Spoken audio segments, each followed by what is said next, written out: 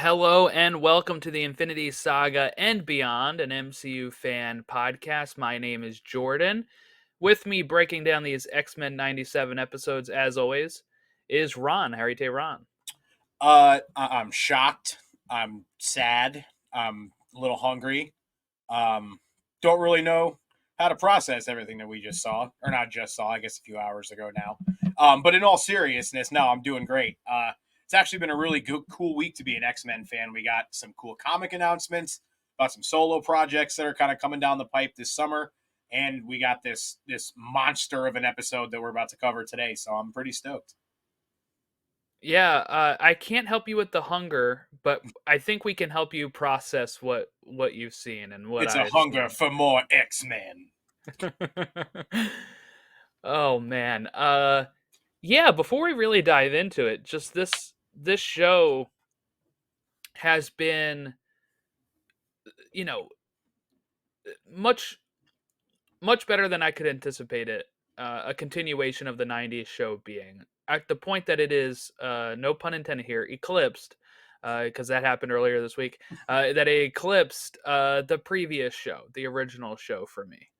I mean, I didn't even realize it, but at the end when Cyclops says "damn it," like that was not said in the original Yeah, show. no, You know what I'm saying? And it's yeah. like it just kind of like went by me the first time, and then I'm watching it the second time, and I'm like, oh no, like yeah, they're getting away with a lot more, like a lot more blood, some heavy themes, some Literal, curses. literal death. No. Yeah, Like this, like because we've had characters kind of come and go and stuff, but this felt real. This felt adult drama, like kind of stuff. Like it was, yeah, no, for sure. sometimes you forget you're watching like an animation. You know what I'm Yeah, saying? Like it's just that's how good the character work is, and not like any slight towards animation, but you know, um, when you feel that these characters are real people that you're watching and witnessing, and you know the characters have just been so well done, performance wise.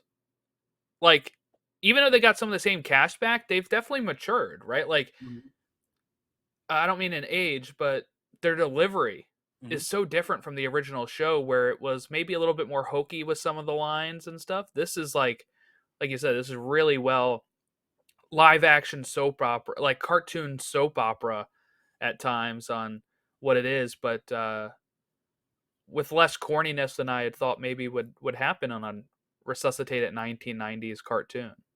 yeah. Like even like the one-liners are much more adult. Like Yeah. I think of Scott's. I'll probably butcher the way he put it, but like we're nothing like you, and thank God because it's the only reason you're all still alive. And like Yeah. Magneto's little kind of spiel in the second episode, like even the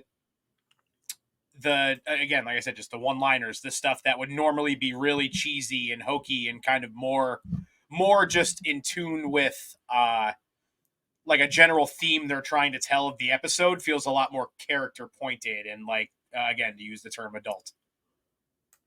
Yeah.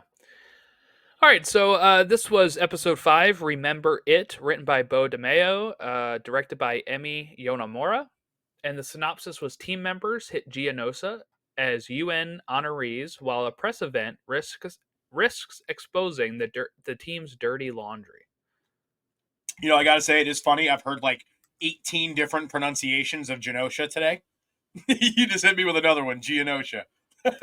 Oh, did I? Oh, sorry. I It think is yours was probably Genosha. unintentional, but I heard Genosha. Yeah, I heard, yeah. I've just heard a I bunch was of them reading today. it. I've been doing the Clone Wars. I've been reading the Geonosis stuff. Geonosis. So Yeah, yeah, yeah. Genosha. Yes.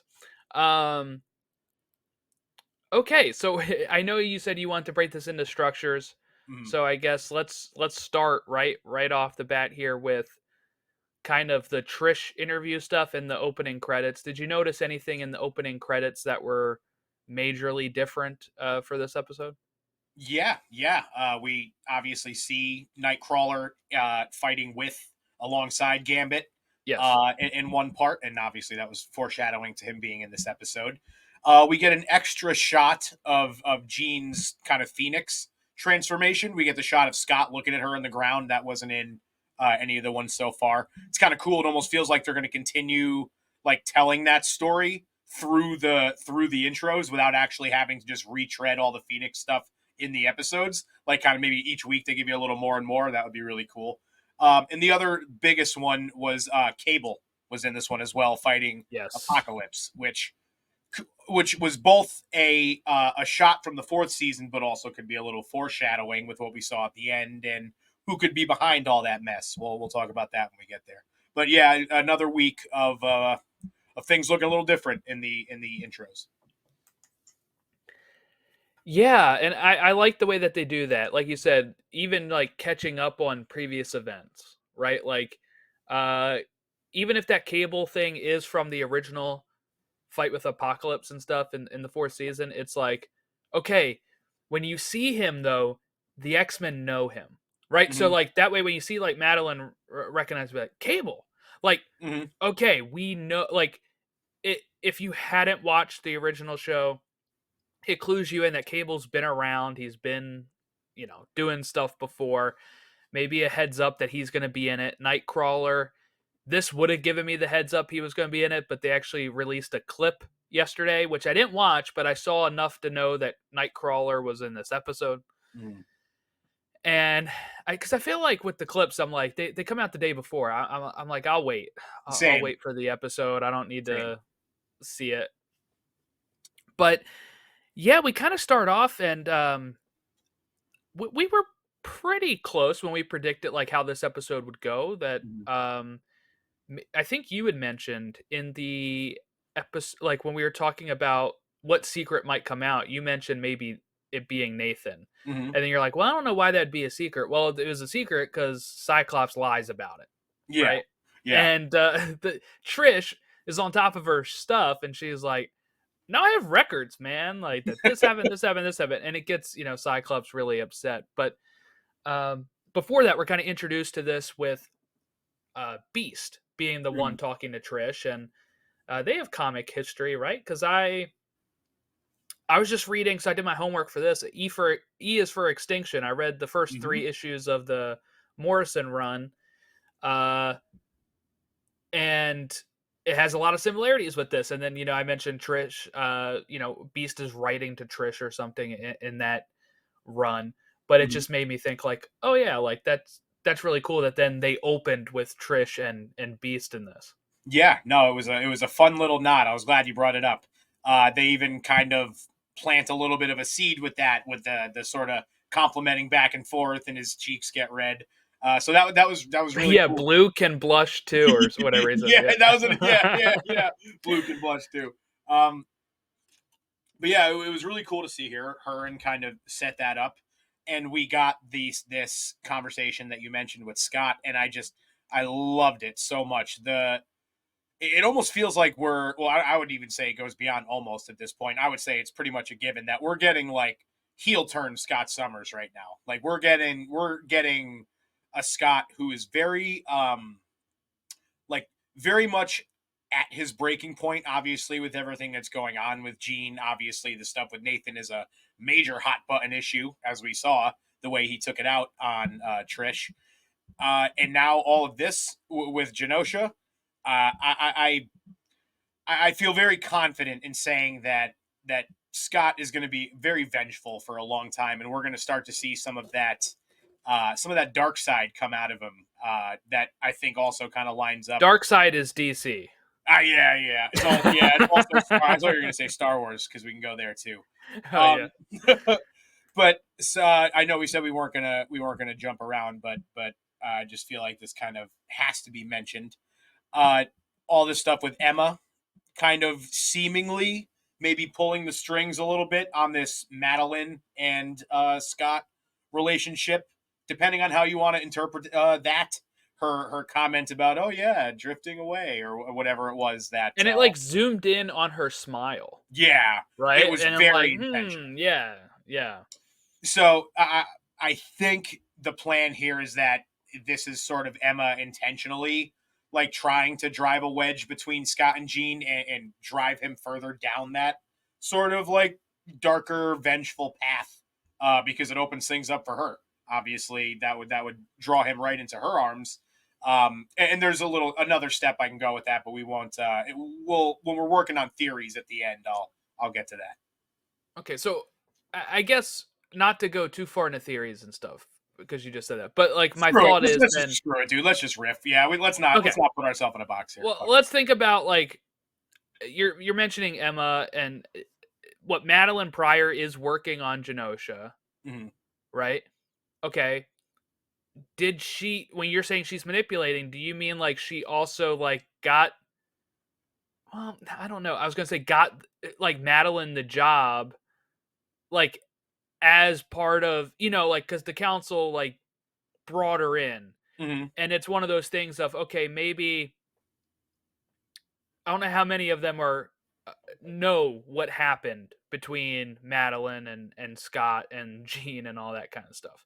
Mhm. But I was gonna say then maybe she would know, but I don't think she would know that this attack was gonna happen. Because then I'm like, okay, then it'll really make Scott go harder on it because he's losing the mother of his child in this attack. Mhm. You know That what I'm saying? But like that might be that might that be was too where my far. theory was going to go with it. Okay. So not only the layer that you mentioned about how it also. So did we get it? Is Madeline dead? Because like we saw her and Shaw laying like next to each other, but then they cut to Nightcrawler who looked kind of dead, but then Gambit was like, "Oh, he's alive." So like I don't really know if those two are still kicking it or I not. I think she is. I think it's a way to wrap up the Madeline stuff and Mm-hmm. then um you know my thought process with that is that I think she's dead. And I think that Shaw's dead. I think all these people are actually dead. I think the only one that we can't say is for sure dead was because Nightcrawler was totally alive at the end and they actually do this and say like take his pulse and he's alive. Yes. Yeah. And I would say Magneto might be alive, and I say that because we don't actually see him dead. Yeah. But the rest of the ones that we actually see bodies lying there, I think we're supposed to determine that they're dead. She was at like area 0 for where the bomb goes off, Yeah. right? Like where Yeah. the Sentinel attacks. Mm-hmm. And it seems like Cable was stopping it because he knew that his mother was going to die there.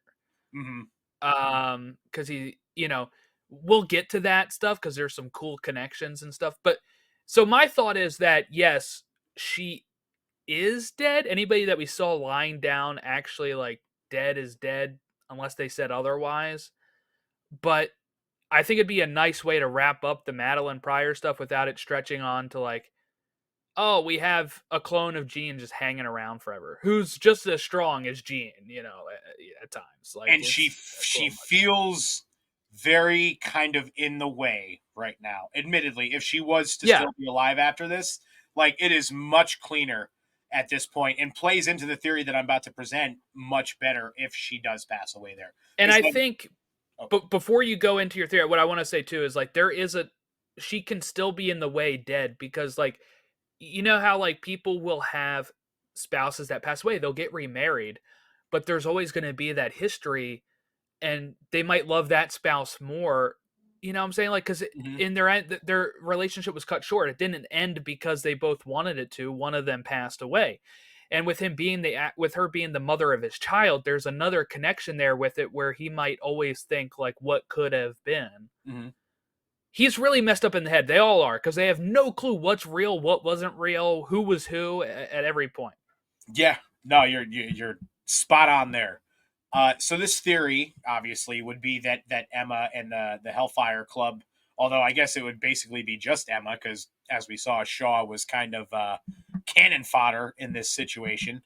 But so in this situation, obviously, we saw Magneto die as well. So if Emma is behind this, she wipes out Scott's current love interest and the only one standing in between him and leading the X-Men. So if you're kind of pushing him down this dark path that you want him to go on and kind of clouding his better judgment while also opening up this spot at the top of the X-Men and like positioning yourself alongside of him in the process, like that's clear motive, like in classic Emma, if ever there was something for her to do. So that's one of the theories on who I think could have been behind this whole thing. I'm still kind of teetering towards no on that. It feels like a big thing to put all on Emma. You know what I mean? So it's a cool theory that I've been kind of bumping around my head, but I don't know how much compared to some of the other options that I would give it credence. But at the very least, we know that she was doing some kind of manipulation with Madeline, whether it was knowingly on Madeline's part or unknowingly. Who knows? At this point, we may never know because she is dead. But either way, So Emma's up to something. I went back to episode 1, right? Because there's actually some foreshadowing in that episode to this. When Madeline is going through Gyric's mind, in the prison, like when they're Mm-hmm. interrogating him, She has the uh, vision. he has a vision of like all these graves, but she also has a vision of like this dust cloud person, right? Mm-hmm. That says, I have the exact line here. That says, where is my note? I have it.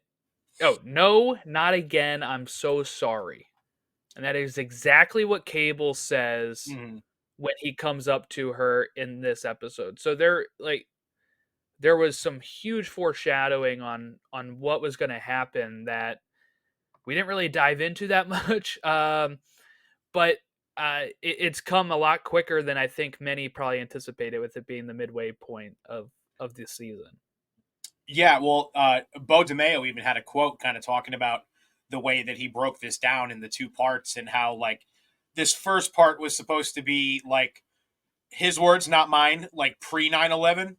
I have it here. Here it is. My plan was the first half of the season is the OG audience's pre 9/11 days, rife with nostalgia and comfort. Then 9/11, like Tulsa and other mass tragedies, turned the world upside down and reminded us the whole world unsafe. So, referring to that, this is like this event is a level like a 9/11 event, which it is. I mean, it kills a lot of people. It's a terrorist Yeah. attack on a nation that was joining the UN, and it it will forever change them. And I guess that's the main point: is will it forever change them? Will, in the sense of, will this all be undone, or is this set in stone? And I think that is the big question we have going into the finale in a few weeks, the 3-part finale that we have coming up. Because he also said, like, 8 through 10 are like his Are the like one. our episodes are the ones, which Yeah. is the tolerance is extinction um episodes. Which at this point, I don't even know if I'm going to be able to handle. If this was like the lesser of them, Yeah. I don't know what the hell I'm going to do. Now we know why they might get new suits. It's because they're all going to be dead. It's going to be different people. Yeah, yeah. Um, but yeah, okay. So I guess while we're still kind of in the beginning phases of this episode, I know you were stoked to see your boy Nightcrawler. Yeah, I was scared they killed him off. Oh, you Uh, you cut out on me a little bit there. oh, My I was bad. gonna say I was scared that they killed him off at a certain point Yeah. there, but um, no, they took my other favorite instead. Sorry, Shea. But no, it was really like I shared the video on Twitter of the clip that I'm talking about when he first pops in and he does that little like, ha ha! I was like, Yeah. oh, God, this is great. It's so wholesome and happy, and like seeing those three back together again was just awesome.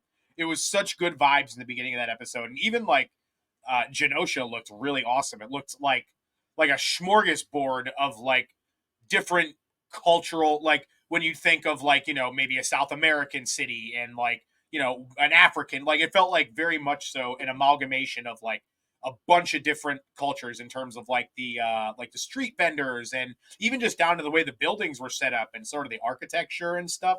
Mm-hmm. It seemed like a really really cool time. We got some fun little mutant cameos in there too. I'd probably go crazy trying to remember all of them off the top of my They're head. all dead. Yeah, now they're all dead, so I guess it doesn't matter anyway. Uh, Dazzler. Dazzler, Pixie, Glob was in there. Like we got some real fun deep cuts. Um, So yeah, everything was kind of great up till then. Obviously, the Spidey sense kind of starts going off a little bit when we get to that scene of the makeshift council, and it's Emma and Shaw and Banshee and Madeline, not Matt, yeah, Madeline and Moira. Like it Moira. just feels like a very odd group of people to put leading this super important haven for mutants. You know what I mean? So I right from there was when things kind of started to take a very drastic turn for the worse in this episode. And I was wondering because, like, I got the heads up from you to like avoid spoilers, but I had seen people say like, "Holy crap, this episode's great." And then like the first 10 minutes, I'm like, I wonder why they're saying that, because like it was good, but I'm like, so far I'm not blown away. But then boom, right? Like then the walls come crashing down the last 15 minutes of this episode, Yeah. which was supersized a little bit. It was like 35 minutes.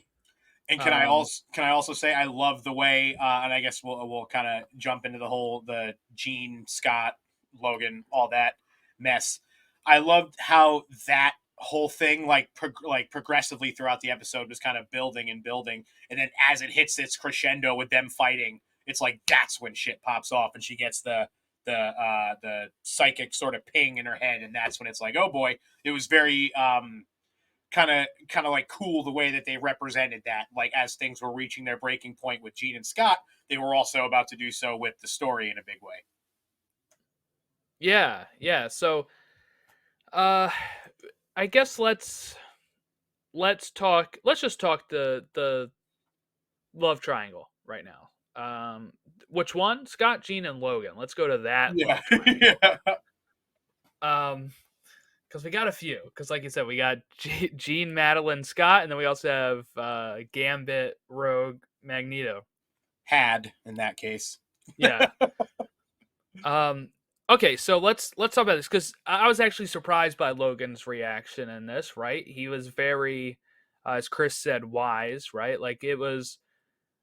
I love the way he did this though. Like he gets kissed by Gene and he says, "You're Jean Grey. He's Scott Summers. Nuff said." Right? Like Mhm. he's just like, I'm not having this. Like go to him type of thing. Talk to your man. Mhm. Which was surprising because we Girl, know leave him. Sorry. yeah, yeah, he's had beef with Cyclops in the past, but mostly with the way he runs things and stuff. But we know he has soft spot for Jean, so you're thinking, oh, he's getting everything he wants here. But he actually kind of turns it down and is like, no, go speak to Scott. Mhm. And I really liked that they did that, because it would have been the very easy thing to have him just be like, oh yeah, this is great, I'm finally He's like, getting what I hell want. yeah. Hell yeah, brother. Yeah. No, but like it's very obvious in this whole thing that Gene's in a very kind of uneasy, unsure state about so much stuff. Like I hate to use the term like fragile, because she's honestly anything but as a character. She's, fucking strong as anything. But at the same time, mentally, she's going through a lot. She doesn't really know what's real, even. She's in a very vulnerable spot. So to have Logan kind of be able to push off his own desires and recognize that was cool, I think, and shows a lot of growth. You mentioned what Chris said about just Logan throughout really this whole show so far. It's not the sort of wild man Logan that we're used to. He's much more reserved. He's much more mature, much less likely to sort of just react on a whim, like much more calculated and just I really like the way that they're taking it, honestly.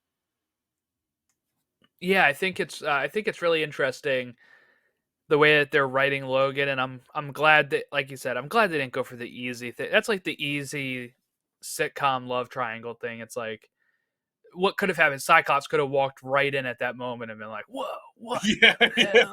You Whoa! know? And the music's playing in the background. Yeah. Go to And commercial. he Yeah. like hangs his head and like turns Yeah. around and leaves. Oh, the Yeah, crowd. exactly. That's the kind of thing that like other shows would do, but this was Logan's like, maybe he's thinking that as well. He's like, I'm not getting roped into this. You go, that guy can laser beam me.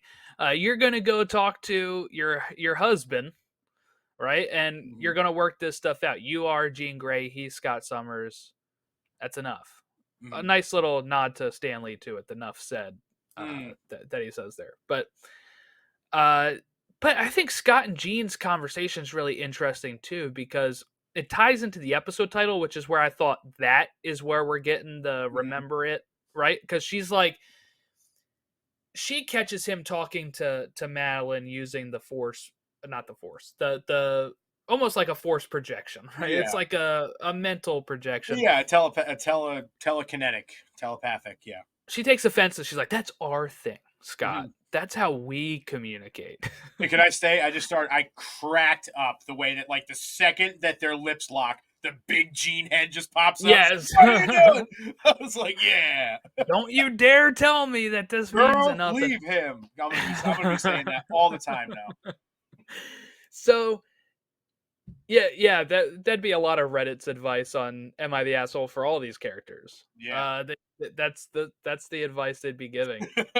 Um, so like, oh, he fell in love with your clone. That's a red flag. Like, Red flag. Yeah. so she she has this conversation with him and he wonders aloud, he accuses, I don't know what to say here. Do you actually love me, or is it just you're remembering that like you're supposed to love me type of thing, right? Is it just a memory, or do you actually feel that right now? And he kind of, his own answer is like, I love both of you, right? Like I can't even tell which one is not the best husband answer here. I can't even tell which one of you was which, Yeah. right? Like it's like a guy marrying twins and he's like, I didn't know. Well, and you got it like the way that I put it in our group chat earlier. It's like, to me, them two now. It's the concept of like two people who are married and then they both start traveling for work all the time and they see each other like once a month. By the time you get like 2 years into that, you're sitting next to the person on the couch and it's like, I don't even really know this person anymore.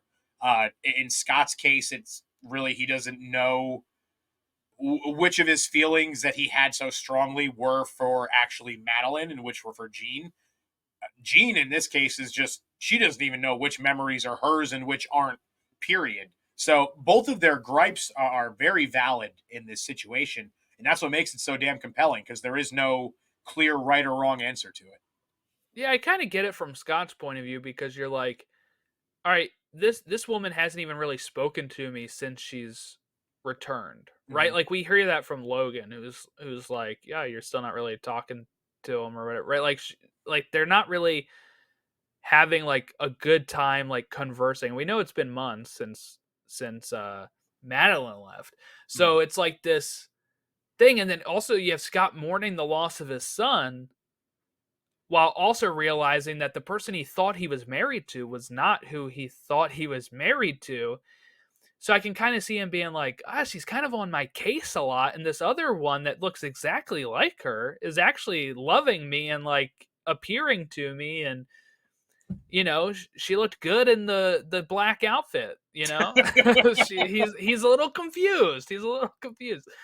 He is. But I also, I very, very much see Gene's side too. Like there was a lot of, I know you weren't, you were just, but a Yeah. lot of people were getting on Gene's case today and using some not so great social media words, Mm. for lack of a better term. But uh, this girl has been gone for all these years, was essentially just wiped off the map, had no clue, no access to her friends or family or nothing.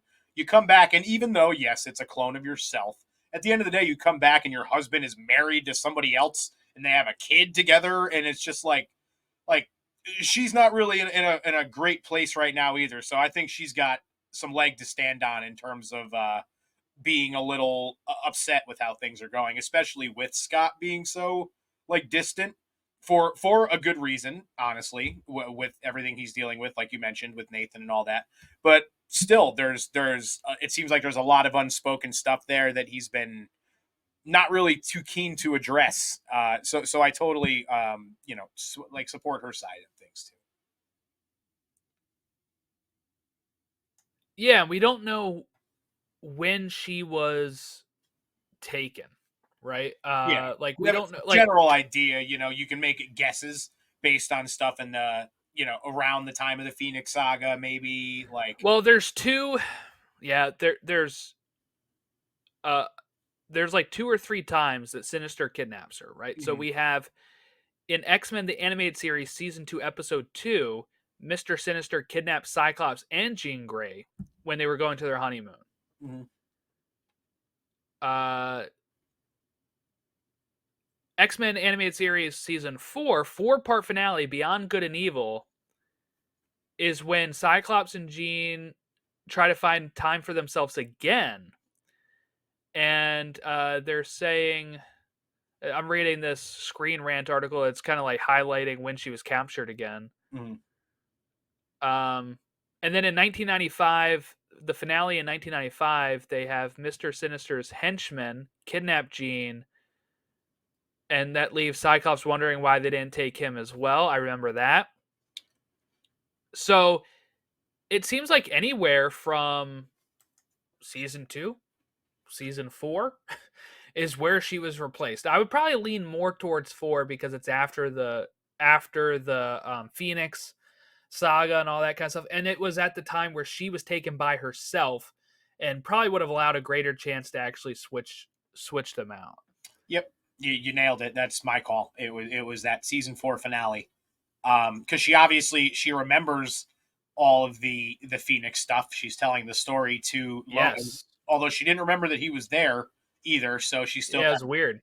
still kind of piecing stuff together, and that feels a little unclear too. The whole like I don't know which thoughts are mine and which thoughts are Madeline's and stuff. I feel like they haven't been. She shouldn't have any of Yeah, Madeline. She would yeah. think, Like they right? were, even though they're like I guess always kind of intrinsically linked, as we saw from the end when they both get that same little ping from who we assume is Cable did that. So there's obviously some kind of connection there, but it just it on the surface it doesn't feel like there's a good explanation. Like so far that we've gotten a good explanation, I feel like there's something else at work here. It just because it maybe it's just me being really confused, but just the whole dynamic of them and how their psyche works is still kind of unclear to me. Yeah, well, I'm guessing because they said that they wiped Jean's memories at first, right? Mhm. Like, because she didn't remember stuff when she first came in, so, and that's why they thought she was the clone and not the original. Mhm. So maybe their psychic link was having her like kind of absorb some of these memories. I do want to apologize to Jean because I said it was kind of weird she didn't remember Logan was there, but there's been plenty of times where I'll start telling a story and then my wife or somebody will be like, "I was there. I was with you." It's like, "Oh, Oh right. shoot. Yeah. Yeah." So, hey, I'm kind of even with one of the most powerful mutants of all time. So, Some would say. Some would say. okay, so let's move on from that because we're kind of left in limbo on what that relationship is going to be Although and how that's I going to happen. do have to toot my own horn because what was it 2 weeks ago when we were on this show? I said, what do I think they're going to do? I think they're going to put Logan and Jean together, and I think they're going to put Scott with Emma, and they're going to go down the route of making him a little darker. We don't know if that's definitely going to happen yet, but It's more likely than it was then. yeah, everything that happened in this episode would very much support that notion. So sorry, just had to give myself some Well, let's get to flowers, the some other preemptive love triangle. flowers. Now neither of them are Mag- going to come true though, so I guess I just sound like an asshole. So whatever. Magneto, Rogue, Gambit. So we had Rogue telling Gambit the history. She finally comes clean. This is the history that happened between me and Magneto. And we get to see little flashbacks to it as she's kind of fallen head over heels for a Magneto that can actually feel her touch. And she kind of says once that happened, a lot more stuff started happening. And to me, I think that shows she doesn't really care for Magneto that way. It was like, hey, this guy can like resist my touch, so I can actually have that connection with somebody. And I think she kind of talked herself into it in that sense, like, Very oh, this is much the so. only guy that can feel me. And she'll kind of come around to it at the end when, Magneto's kind of told, you're going to run this nation. But his only want is to make sure that he has her as like his queen, right? Mhm. That's kind of like his line there. She turns him down while they're in the club and Ace of Base is playing. But let me just say real quick, this Magneto, whoever's writing the lines for Magneto, I'm guessing Beau DeMayo, he's been doing it. This is what I want them to take forward to the MCU, because I just love this. This is I forget her name, right? But it's the senator lady. Most other nations don't allow a terrorist to be their leader. And he says, yet so many allow their leaders to be terrorists. And that is such a poignant thing, especially nowadays, right now, with what we're seeing with Israel and Gaza, right? What we're seeing with tons of other wars. I'm sure, America's had war crimes. All these places have had done terrible things. And that's what he's getting to, right? Is, yeah, you may not publicly elect one that is a terrorist, but you allow them to do terrorist level events. And it's going to be proven here in a little bit when the terror attack happens. I'm sure he is thinking, if he's still alive, that was done by some sort of terrorist leader of a country. Mm-hmm. Yeah, no. Again, it's those one-liners, man. Back in the day, it would have been, "Oh, my stars and garters," and these days we've just got these poignant sort of 1 to 2 sentences soliloquies that just hit like a ton of bricks, and that was very much one of them. And I'm really glad that they gave us that really brief, probably like 20, 30 seconds total of showing the backstory with Magneto and Rogue. For the people who didn't read the comics coming up, or who are just, more kind of surface level X-Men fans, but that really love the Rogue and Gambit dynamic, it might have felt a little weird and a little forced, especially to the level they took it in this episode with her initially, before she turned him down. She initially agreed to be his queen, and they have this whole kissing moment in the middle of the floor, which felt like a little much, knowing that Gambit was sitting right there by the both of them. But having that little bit in there really helped paint such a broad picture in my mind. I thought it did a great job of further explaining why it would be a little more understandable that Rogue would just be like, "All right, see you, Gambit. I'm going to go with Magneto now." Like it if they didn't have that in there, it would have felt much. Let me think how to put it. Much less genuine, much more of a power grab on Rogue's part. So it just kind of goes to show you, a little clip, a little 20, 30 seconds sometimes is all you need to tell a big story. Also, it was just freaking awesome to see the Hellfire Gala in this episode. Just obviously that's another massive Easter egg for comic fans that just, one of those things we've been dying to see, and we got it, and then some. And like the comic version this year, and pretty much like every year that we see it, actually, it all went to shit. You think they would stop having it then? You would. Yeah, last year didn't go well. Maybe this is the first one, so in this universe you give them a pass. But yeah, they're on like 3 or 4 in the comic now, and it never ends well. You would think, just do it. Don't do it. I mean, because I'm sure if something happened like that at like at an event that we had in real life, we'd be like, might be time to pack that one up. Yeah, just don't. Yeah, do it over Zoom. How about that? Right. A Zoom Hellfire Gala. Everybody gets all dressed up. It'll be like the pandemic all over again. It'll be great. Yeah. We all remember how awesome that was, right? Yeah. You didn't even have to leave your house. It was great. Those were the fucking days, man. Didn't even have to shower. It was nice. Well, I still. Yeah. All right. So yeah, we've okay. Well, real quick too, right after her kind of telling that whole story, we get this little subtle watcher nod, which I didn't realize until people said it, and then I had to go back and rewatch it. I was like, "Holy crap, Yep. I missed this." I did as well. Don't feel bad. I think most people probably did. It is just so cool what I know people are going to go overboard with it probably and be like, "Oh, so what if season 3 they're going to have the X-Men 97?" And I'm like, "No, it's just a fun nod, right? Like, yep. They're there for important moments, huge moments. he's not even watching because he knows what's about to happen, right? Like Mm-hmm. he looks sad, right? It kind of looks like, all right, here we go, it's about to begin. Mm-hmm. And you have that over top of fireworks, happiness, right? And you're like, if you didn't see that, you're not prepared for what's about to happen in this at all. And even if you did see it and you're not like a fan of who knows who the Watcher is, you're like, all right, what was some guy in the cloud? What is that? Yeah. No, yeah. But Oh, I just want to say, like, I don't think this means anything going forward. I think it's a cool little nod. Um, I wouldn't want it to mean anything going forward. I don't need this show tied into the MCU. I don't need it tied into What If. I just want cool X-Men stories in the universe of the X-Men I like. So I've seen a lot of people keep speculating this is how they're going to bring in whatever, or that this is the one from Earth 838. And I'm like, no, because their stoplights are green in 838. true, true, true. So let's know. We always forget that. They didn't have pizza in 838. They had pizza balls or Pizza whatever. Like, balls. Yeah. yeah, so it's just Little that was details you just gotta look little out for. details here, right? But for the record, I'm totally in your camp. I do think this was just a fun little nod for those if you know, you know, sort of things.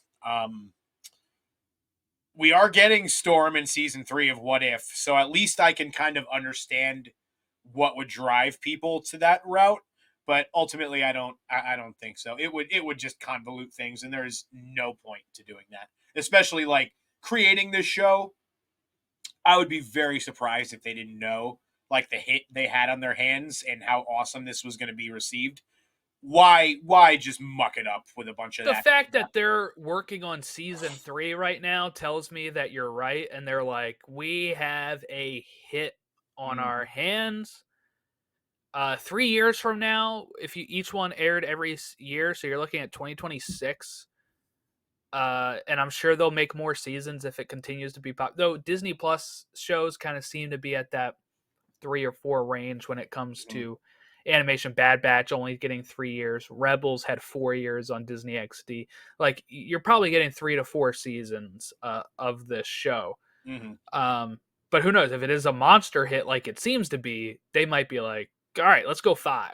Yeah, yeah, and they easily could, and everyone will probably be well received if they can just keep up this kind of vibe they got. But yeah, I don't see them getting this all muddy with multiverse or anything like that, and I would be beyond upset if they did. All right, so what else? I guess all we can really get to now is sort of the elephant in the room of the ending with Yeah. with Magneto and Gambit biting the dust. Crazy. Yeah. Gambit, one of my favorite X-Men growing up. I had a Gambit toy. It was like one of those die cast toys. It was probably like this big. Nice. But Can't he had even like like an move the arm. arms or anything. It's I just think a he I figure. think he had one arm that you could move or something, and it Ah, was the one okay. with the card that was holding a card or something. But Nice. um yeah, I mean that's the biggest question, right? Are they actually dead? So this seems to be a pretty E is for extinction uh adaptation here from the Grant Morrison, quietly run.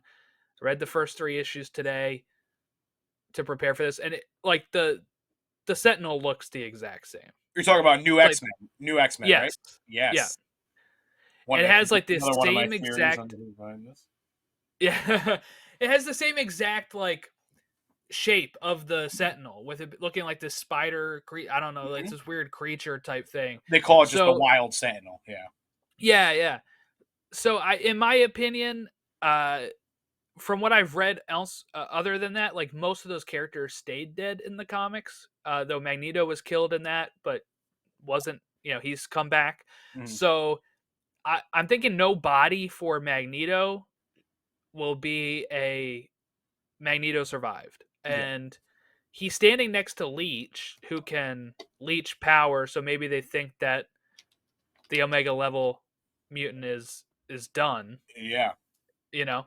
Or he is really dead and we'll see that at the beginning of the next episode or something. But uh I feel like with Gambit, they really did him so well in this. Like, really portrayed the character so well. I saw some people again say that he's kind of got the shortchanged in this series so far, especially if he is dead. But I mean, at the end of it, Rogue picked him. Mhm. You get a devastating line that you also hear Wanda say, right? Like, I can't feel you. Uh, from what was it, Endgame, where she said that, or Infinity War, Yep, Infinity War. and then you get him having his own "I am Iron Man" moment, kind of, right? With the snap, he's like, my name, and he gives out his full name. He's like, and he says, "Remember it," and it's the episode Remember, title, yeah, and he just lets it, he lights up with the energy and is able to help take it out, and that is so well done. If this is the end of Gambit, I think he at least went out a huge hero, sacrificing himself. He saves Rogue, who's about to get herself killed, and she's able to, he's able to stop her. Um, yeah, I don't know. I it sucks if he is actually gone, but I can't think of any better way that you kill off a character. yeah, dude. He saved probably. I mean, they didn't give us total numbers yet, but they showed that overhead shot, and it looked like probably roughly half the island was up in flames. So he saved what I'd have to imagine is tens of thousands of lives by doing what he did. Awesome way to go out. You said it. My only hope is that they don't comic book this thing too quickly. Like, this was an awesome moment. So much emotion, not just from us, the fans, which has been out in spades already today, but you can tell like the actors behind it and the animators and everybody who made this, like, you could just tell that they poured their heart and soul into not only just this show as a whole, obviously, but this part in particular was done incredibly well. So I don't want them to just, here comes episode 10 and it's like, oh, Cable's going to take us back in time and we're going to fix everything. Like, no, let this one sit for a while. If you want to bring him back, like maybe end of season 2, fine. But like, this felt like a major stakes moment. So let it have those stakes. Like you said, Magneto, there's no way they're killing Magneto. Excuse me, one second. There is no way that they're killing Magneto before they bring him back to have his reunion with Charles and all that stuff. So he'll be back around. Interested to see how they do that. I think him. This is where I go back and forth because part of me thinks he'll be gone for a while too, and Scott will come back and do that kind of what I told you before about being that sort of darker, edgier, essentially the kind of leader of the X-Men that they were all afraid Magneto was going to be. Just very kind of like, no, you guys are against us. Screw you. We are the superior race or species, whatever you want to call it, and what have you. So uh, I like I said, I hope they don't reverse it because they've got two very interesting dynamics on their hands in terms of the fallout of both of these deaths. Yeah, I saw some people say that there was some sort of clip in a trailer or something of Nightcrawler and Gambit fighting side by side, but couldn't that just be from the theme song? You Because oh aren't you they? of Magneto and Gambit, No, Nightcrawler and Gambit fighting side by side. Nightcrawler and Was Gambit. wasn't that in the intro though? So maybe like Mm-hmm. maybe that's what they took for the trailer. Like I don't know if they will bring Gambit back. Then they could do misleading stuff too. They said Nightcrawler would have his swords. We haven't seen them yet, right? Mm-hmm. So Nightcrawler will continue appearing in the show at some point. Um, Yes, I'm I don't almost know. positive, by the way, that the clip you're referring to was something that they redid that was from the original show. Yeah. What Okay. was it? Slave Island, I think it was. Something like that. Yeah. Yeah. So Yeah, yeah. because I think that they could reverse this. I mean, look, if these are the people that are dead, and I have a list that people shared on, Madeline Pryor, Sebastian Shaw, Dazzler, Moira, Gambit, Magneto, Leech, Callisto. Like, that's a lot of people. And then there's more names Banshee. that would be Banshee, that'd be gone forever. I don't know. But you also don't want to ruin what you just did. either. And the fact that he said like 8 through 10 is huge. Like I'm thinking that this is locked in at least for this season, but Mm-hmm. uh I don't know. We're going to have a break. We're going to have a break here because if you look at the next episode's Life Death Part 2, the official synopsis of that is Storm is forced to Yeah. face her worst fears in order to free herself. We're not getting any of these characters in it because the next episode, Bright Eyes, has its synopsis out and it seems to be picking up from these events.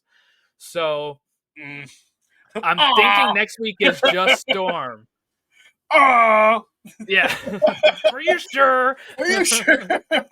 No, I kid. I love Storm, but yes, I am very bummed that we have to wait 2 weeks to get the fallout of that. But it's cool. Again, it's one of those things that just kind of builds it and builds it to where we get back to it. This show does a really good job of that, of making you want more. Even with as much as they'll give you in an episode, they'll still leave you craving so much more with just these little kind of things that they do along the way, and these little plot points that we continue to talk every week on this show.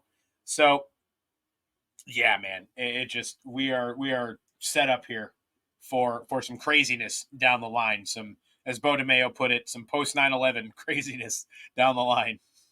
By the way, this is the top rated episode on Yeah, IMDb, 9.8 out of 10.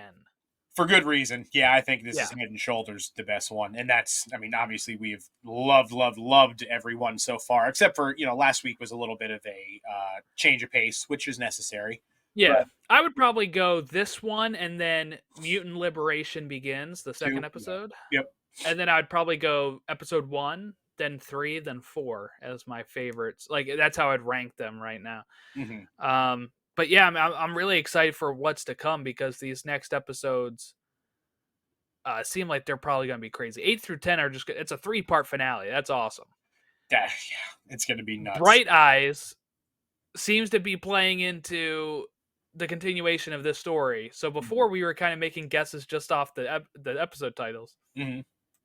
and now that they have like synopsises out there and stuff, I'm reading these. I'm like, oh, okay. Like I I thought maybe those would be like bonus episodes as we build to the 3-part finale, but it seems Yeah. like all of these are going to be pretty consequential because they're going to need Storm with powers back. She's going to get that back probably next week and be able to help the X-Men again. Mm-hmm. Maybe Oh with a yeah. new comic look, right? Like there was rumors she's going to have the all black outfit instead of the white outfit. Mm-hmm. Which I would be really cool with. I love that look. We're obviously getting it in What If season 3, so it would be cool to kind of introduce it here, even if it's only. We talked about the suits last week. If it's only like for the last 3 episodes kind of thing, like a special alternate, like, oh, this is a serious situation. Let's bust out the fine china suits. You know what I mean? Like, Yeah. yeah. Um, so yeah.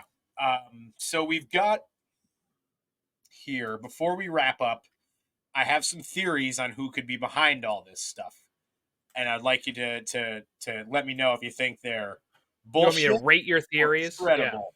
So Okay. I already threw out the Emma Frost one. Um, I'd imagine you'd probably be in agreement with me that it's seems like a big job to put all on Emma, right? Yeah. Here's what we'll do. We'll do buy and sell. Okay. All right. So if I agree with you on one, I'll buy it. If I don't agree, I'll sell it. So I'm selling the Emma Frost thing. Okay. I'm thinking it's least likely. All right. So here's the one that I think could be the most likely. Cassandra Nova / Charles. So when we see Cable, he says he's coming, obviously. Who could that be referring to? Obviously, the person behind this. I don't think that he was referring to the massive Sentinel. I don't think he would have just said it's coming. I don't think he would have given that thing a gender. So in this theory, and you obviously, if you're reading New X-Men, you kind of got an idea of this now. Cassandra Nova essentially takes over Charles's mind and enters his body and does a whole ton of very bad shit pretending to be Charles. What my thought is that this is what Gambit thinks is Charles doing all of this, and that's why he's on his way. But it's like in those comics, it is Cassandra Nova who is behind this and who is going to ultimately end up being a much bigger villain in this thing down the line. I'd imagine probably in season 2. Hmm. I can buy that. I'd buy that because I like I said, I just read the. I wasn't familiar with Cassandra Nova that much, but I just read that arc, so it was uh that would be a way to bring Charles back, wouldn't it? It is that would be pretty pretty insane if like the face of it would almost flip it on if Magneto lives too, right? Like it would almost flip it on his head. Magneto versus Charles, and now we're all siding with Magneto, Mm-hmm. right? Yeah. And you have Magneto say to me my X-Men, and they all join him instead of Charles, who is um doing these awful things Mm-hmm. as a when it's actually Cassandra Nova. And like Um, maybe the tolerance is extinction is Charles. So basically, the reason Cassandra would be doing this would be to paint the mutants in a horrible light again and sort of make Charles look bad. So maybe Charles is the one that busts out that tolerance is extinction line, and it's like, maybe on a broadcast to the world sort of thing. You know what I mean? yeah, because we know that what I would assume, right, is the guy that they had who thinks he killed Charles. I said his name earlier, and I'm blanking on it now. Have it written down somewhere here. Um, Gyrix, right? Oh, okay. So, I couldn't hear what you said at first. That's why I was oh, like, okay. So Gyrix's mind, right? Like when they're doing that whole thing with Gene and stuff, he says that line when he is um talking to Cyclops and stuff. And what we would assume is he is probably working for Cassandra Nova at that point. mhm. So if that is the case, then you're right. Then maybe that is a line she had said to him, and then you hear it again when it comes as Charles. That maybe tips people off of like, oh, that's not Charles. Yeah, I was gonna Like the say X maybe Men. it's not even him working for Cassandra. Maybe it's Cassandra just infecting his mind and like making him do all this stuff. Yeah, yeah, yeah. And like maybe she was the one behind Trask, like bringing back all those Sentinels in the first episode. She could have been the one Right. pulling the strings on all of this shit from day one. Like that would be a pretty crazy reveal, but one that I don't think would be too far I of a think stretch when they have to explain it. I think she is at least the main villain of from episode 1 of this season onward. So Mhm. like you said, when Trask is bringing back the Sentinels, I'm thinking in the new X-Men, right? In that E is for Extinction storyline, she finds a Trask relative who the Sentinels will listen to, Yep. and she's able to mimic that guy's voice so that way it's voice activated by Trask, right? So now Yep. they know not to attack Trask, and so they don't attack her. So, there's another link there with the Trasks and Cassandra Nova that could carry onward from and give this season more of a overarching plot than we had thought, right? Like originally Yeah. they said Mr. Sinister was going to be the main villain, and I think that was to kind of throw us off a bit here. And I think that um, the main villain is going to be this Cassandra Nova orchestrating this stuff from behind the scenes to get her way. Mhm. And it'd be a real big wrinkle if it is that she infects Charles or takes over Charles as well. Yeah. Uh, so yeah, you're buying that one, good, because that's the one I think is very strong. You said orchestrated. It's funny because my third one is Orcus. So uh, you mentioned that Gyrick was the one who mentioned tolerance is extinction in the current Krakoa like comics era stuff that started in 2019. Krakoa gets at in the Hellfire Gala this past year, the most recent one that happened. Krakoa gets obliterated by Orcus, which is basically this. It's this anti mutant sort of like federation, I guess would be the best way to put it. That's set up, um, basically set up by humans uh, as a retaliation against mutants. You know, they think that like events like Genosha and these mass extinction events are the only way to solve the mutant problem once and for all. Um, as I mentioned, their sort of laying out of the X-Men took place at a Hellfire Gala, like we saw last year.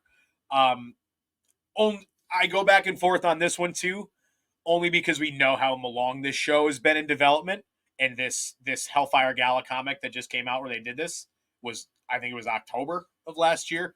So there was a lot of time there, but I also know that they were planning this story, way back, probably right around the time when they announced this show, I would say, because this whole thing started in 2019 with House and Powers of X, which is when this was announced, correct? Yeah, it was around. I'm sure Beau DeMayo could have asked Marvel Comics, like, what is your plan here? Yeah. Especially because Kevin Feige's part of that now. He's ahead of all of Marvel, right? So like, there's stuff that can happen synergy wise, because that happens in Star Wars, where they'll say Mm-hmm. like, oh, we're gonna do this in the where they'll make those connections, like we've seen Vernestra Rowe appearing in Acolyte. It's like, oh, okay, so like obviously there's some sort of communication with some of these departments. Mm-hmm. So you're right. I mean, like that would be a possibility that they were in talks. Let me see when they first announced X-Men '97. I think it was 2021 was when it was formally announced, but Oh, okay. the revival was first discussed in June of 2019. So Okay. I mean, in 2021, when they showed this stuff, they already had like concept art and they already had like scripts, I would think. So, Mm-hmm. yeah, I mean, they've been working on this probably for as long or before Powers of X, House of House of House of X, X. Yeah. Powers of 10, House of Yeah, X. yeah, there you go. Yeah, I fucked that up too. So, yeah, that one probably not as likely, but the similarity of the events themselves and the way they took place and how they both involved the mutant homeland being annihilated essentially, and all of this at a Hellfire Gala. So even if that's not going to be the direct explanation, I think there's definitely at least some inspiration behind that in terms of what we saw this week and how we saw that play out in the comics last year. Okay, so you say more sell than buy on that one?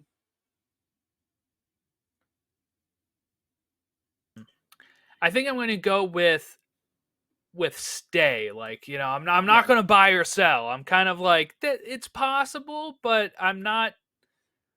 I'm going to hold on to my investment fair. there. All right, and the last one, which is there's not really too much deep behind it, but there's some surface level obvious reasons. Apocalypse. We see him and Cable obviously have a long history together, and just we saw in the opening credits that we mentioned that they throw that scene in there from season 4 of him fighting Apocalypse. So it would if you're looking for an X-Men villain that you need to be the overarching, villain of an entire season, Apocalypse is the first one you're going to think of. So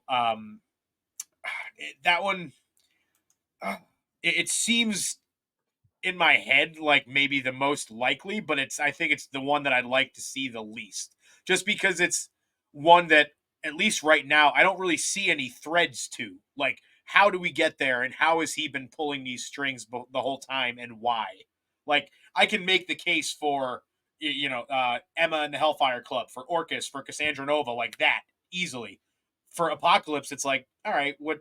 It would feel like it was just like, oh, we needed to get Apocalypse in there. Yeah, really the only thing that you're seeing with that, right, is that he says he's coming. And Yeah. Cable has history with Apocalypse. You're like, all right, that could be it. Oh, and the blatant intentional inserting of that clip into the opening credits. Yeah, but I think that was more of like that's Cable's biggest thing, right? Is that he's Yeah. in the animated series, he like went up against Apocalypse quite a bit that you're Mm-hmm. like, well, yeah, there you Yeah. go. Yeah, very interesting. Four theories there. I lean the most towards Cassandra Nova. I think that is just the easiest. I don't Mm-hmm. even want to say like easiest, but I think it is the easiest of like it makes sense. You don't have to stretch the imagination too much, and you can make those jumps to it without really like hurting yourself if you didn't stretch beforehand. Like if you're the writers, you're like you don't want to work overtime on trying to figure out how do we get to this. How do we make this make sense? Like Yeah. if that's what you're approaching a story with, it's like you want a story that the ideas are flooding. It's like, oh crap, I gotta. There's numerous ways I could make this work. Which one is the most fun? And in my opinion, they were probably like, what if we did E is for extinction, but made it a little longer Yeah, and we can build to this. And they're like, okay, who was the villain in that? Cassandra Nova. All right, let's build to that. All right, Charles is off site. All right, so maybe that is how we can reintroduce him, and mm-hmm. blah blah blah, and you can do all of that stuff and have it be. What I would assume is when he was thinking of ideas, he probably thought of this is what I want to do, and then he's like, all right, where do I put? Oh, what if the finale was actually episode 5? And then we go even more into it for later, and because that's what this felt like, a finale. Oh, big time. And it's halfway in the season. And now I can kind of excuse the weird episode last week of split stories because I'm like, this was worth it. That was some character development that we're getting. So that way some of this stuff will hit us even more in this episode. Just seeing Jubilee's watching it on TV while last week she's Yeah. celebrating her birthday and playing a video game. And now she's like, oh, real stuff is happening. Just kind of thinking of it like that, and we'll see how it goes. I mean, I'm really excited to see where they go from here. I want to see Storm get her powers back next week, and all of that Forge stuff that's going to happen, and then that might be a good breather, a good victory of we got Storm her powers back. That is a victory for the X-Men in this episode. And then after a huge loss in this one, and then you go into the next episode. You know what it's like? Yeah. It's very much, it feels to me like Infinity War. Like what we saw right there was Wakanda, and Storm is Thor right now. And what we're going to see next week is her coming in with Stormbreaker, no pun intended, coming in with the Storm and being that kind of like, all right, yeah, you know what I mean? Like maybe all hope isn't lost sort of thing. I hope so. Just real quick, I don't want to go too far into this, but since Life Death is next, I do want to read the episode after that. Here's the official synopsis according to IMDb, because this is the episode that's going to tie more into this one. So I do want to talk about it right now. Cyclops focuses the X-Men on finding Bolivar Trask. However, when the team locates the Sentinel inventor, they realize they've all been played by a mastermind. And I think that it's is Emma. playing Dude, into it's Emma. I'm not Emma. Cassandra. It's Cassandra, right? Yeah, that's what I'm thinking. It's leading me more that way. Yeah, she's 1000%. She made Trask do all of this. Like that almost cements it for me that Cassandra is really the one behind this. And we know that we're getting her in Deadpool and Wolverine in July. Yeah. We already saw her kind of her back silhouette in the trailer. So what's a great way to get, people who aren't so familiar with the comics introduced to her? Throw her in the most popular show that they've done so far. Yeah. So I'm leaning towards your theory being correct. And then the other synopsises for the finale are very generic. So there's no spoilers in those if people wanted to look them up. I'm not going to read them on here. Maybe right after we're done talking Bright Eyes in 2 weeks, I'll be able to say, hey, this is what's coming up next week, and we'll read them again. But the show wraps up May 15th. So we're I don't even want to think about that day. about a month away. Oh. I just want to live in these last 2 months. I straight up forever. Yeah, because then the question is, when is season 2, right? Yeah. I would assume next year. I wouldn't be shocked if they try to keep it around the same time with how well this was doing. That they're like, all right, we're gonna Mhm. March is gonna be when we aim to get this episode in, Yeah, it's a get this good time season. of year for it too. It's like it feels like the world's kind of coming to life again, with the spring coming and the Yeah. warm weather. It's like this is a very apropos show for this time of year with how happy and joyful it makes everybody, even in sad episodes like what we saw today. All right. Well, our X-Men coverage is not done when May 15th rolls around. I'm just going to hold up this X-Men comic here. This is not what we'll be discussing, but this cover is great, by the way. Awesome cover. This Awesome. cover is amazing. So this is X-Men 33, part of the Fall of the House of X storyline that they're wrapping up here. But I just wanted to kind of hold this up. We're going to be doing some X-Men comic stuff coming up as the X-Men are resetting themselves again. Um, when is that? That is July, June and July. July? July. Yep. July. So I'll be having a kid around then, but I will try to find time to talk at least 30 minutes about the X-Men, hopefully. And if it's not me, maybe we'll have Ron and somebody else like Chris or something talk about it. But I'll be reading them. I added them to my pull list. That's how I got this. Like my comic shop has an online thing where I'm just able to say like X-Men and add it.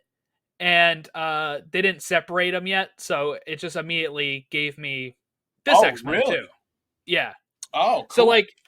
so I can just be signed up for X-Men and then I was like, should I do that this early? And then I saw this cover and I was like, yeah, I'm doing it this early. Even if I don't read this right now, I'm like, this cover is just so Yeah. cool. No, that's sweet. And they're going to be having a lot. I know that the cover of June's is really cool too. It's like a group shot of like Yes. basically any mutant you can think of. That's kind of the finale wrap up issue to this whole storyline that they've had going on in this Krakoa age these last few years. So yeah, it's I'm really stoked to get to July. My girl Jean Grey is getting her own kind of story set in a cosmic sense. I'm gonna guess kind of away from all of the happenings of mutantdom on Earth and other planets. I think she's gonna be more doing her thing in space. So like maybe we get to see her interact with like Surfer, Galactus, maybe my boy Nova, like the Guardians of the Galaxy. Like that's what I want to see from that. So there is so much exciting stuff coming from the comic side of X-Men in these next few months. Yeah, and then it will continue our Ultimate Spider-Man comic discussion that we're doing each month. We got Ultimates coming up too. Yeah, I'm probably not subbing to that one, but I'll Oh, really? Okay. Yeah, I have so many right now. So Yeah. um and I'm more of a Spider-Man guy than the Ultimates or Avengers anyway. So I'm like, I'll stick with this one. This one's probably going to be the best of them all. It sold me that it's Hickman, so that's good. But that'll be coming down the pipe as well. That's April 24th that issue drops. We'll record sometime around then and try to get that up.